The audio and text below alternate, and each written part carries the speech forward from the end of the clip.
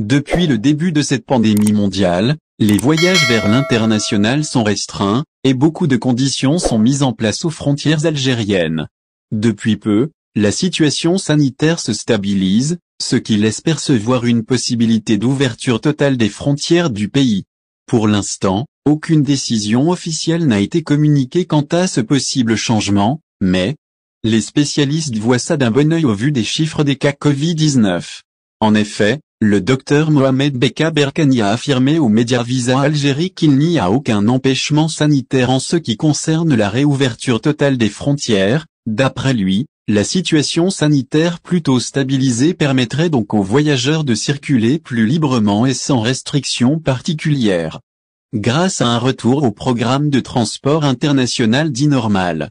D'après le spécialiste, cette ouverture serait plus une nécessité qu'autre chose, pour des raisons socio-économiques qu'il décrit comme étant urgentes.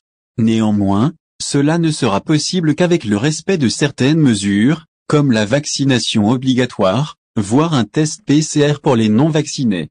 Le ministre des Transports, Essa Beke a quant à lui, affirmé sur le forum de la radio nationale que cette décision ne serait pas prise à la légère. Le comité scientifique aura son mot à dire, afin d'assurer la prise en compte de tous les facteurs. L'Algérie, sortie d'affaire?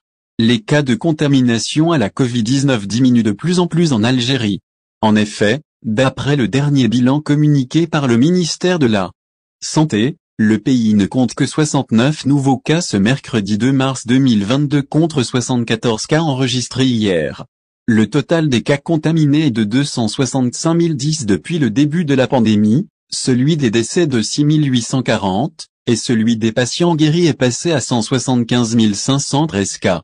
De plus, dans une déclaration faite à la presse samedi 26 février 2022, le professeur Kamel Djenou, président de la Société algérienne d'immunologie et chef de service du laboratoire central FROIBA, parle d'immunité collective.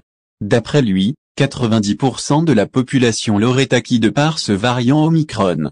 Il est revenu sur son intervention, aujourd'hui mercredi 2 mars sur les ondes de la radio chaîne 3 afin d'apporter quelques précisions en soulignant l'importance du vaccin. Effectivement, celui-ci a permis d'éviter de nombreuses complications et de décès.